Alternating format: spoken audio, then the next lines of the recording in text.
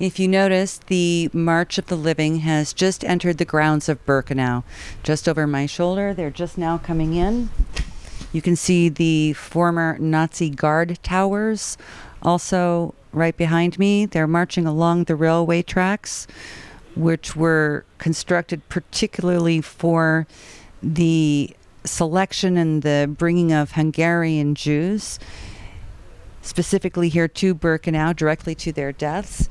So the marchers are marching along those train tracks, and one of the cattle cars left from that era to transport those unfortunate people is still also off to the side. So it's a very somber march that people are participating in, yet there are glimpses of joy because, once again, this is the March of the Living. This is the march for people to remember such a terrible time and those who perished, but also it's a renewal of life and a continuation of the people who bear witness. We've learned from Holocaust survivors. We've come to these grounds to see it ourselves because you can study a lot about the Holocaust, but it's still very different to come to Auschwitz and Birkenau. And one thing you can't see, but right off on each side of where I am sitting right now are gas chambers and crematoria that were blown up. It's crematoria 1 and crematoria 2 are on either side of me. The Nazis blew them up before leaving in attempts to hide some of their crimes, but they didn't have time to eradicate all of the remainders, so you can actually see steps going down into chambers where the victims were forced to undress, then step a little further where they were gassed, and a little bit after that there were crematoria that were built, and the remainder is all around us. Let's now join Alex, who is marching with today's participants. Am Israel, Am Israel, Am Israel Chai! Am Israel Chai! Am Israel Chai! Am Israel, Am Israel, Am Israel Chai! Od Avinu Chai! Od Avinu Chai! Od Avinu, Od Avinu, Od Avinu Chai! Well, one second. We're here with some Benot Sheirut.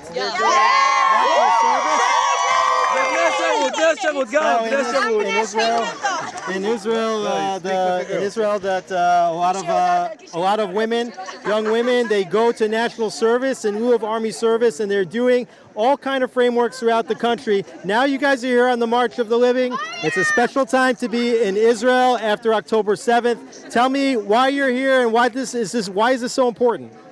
We are here to represent our country and to tell Am Israel Chai. It's not depend what been for us. We are here and we saying Am Israel Chai. Am Israel Chai. Am Israel Chai. Am Israel, Am Israel, Am Israel Chai. Am Israel Chai. Am Israel Chai. Am Israel, Am Israel, Am Israel Chai. Od Avinu, Od Avinu, Od Avinu Chai.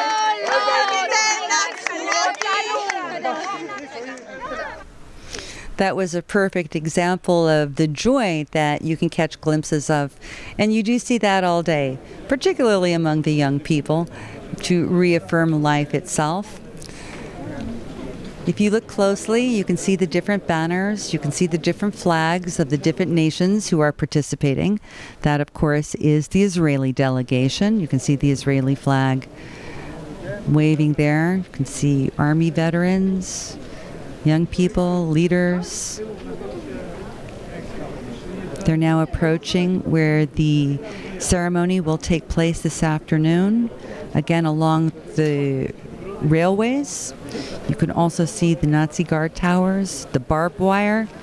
That was electric barbed wire at one time. Anyone who touched it would be electrocuted to prevent escape. And of course the infamous gate. When most people think of the Holocaust, they think of that gate. Here now we have another delegation, also from Israel.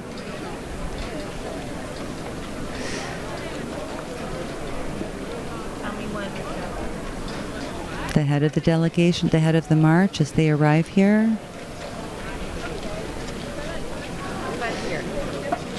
It was very hot today, so people are walking slowly. They're drinking lots of water because it is a long march. Of course, in today's conditions, nothing what it was like Here? from 1941 to 1945, when people were forced to walk not clothed properly in the bitter Polish winter, in desperate heat during the summertime, being underfed, overworked, and suffering brutal abuse. Workers from Auschwitz would have to march to Birkenau to perform their so-called work, and they would work 12-hour shifts before having to march back to Auschwitz every night, every morning, every night. People who were forced into hard labor had to march to and from on a daily basis. I'm afraid we're going to get moved, and then we'll just have to... The head of the delegation has just arrived at the end point. The end point, appropriately enough, is actually the end of the train tracks, where the train tracks transported hundreds of thousands to their deaths. In fact, 1.3 million people overall were exterminated here at Auschwitz. 1.1 of those, 1.1 million, were Jews.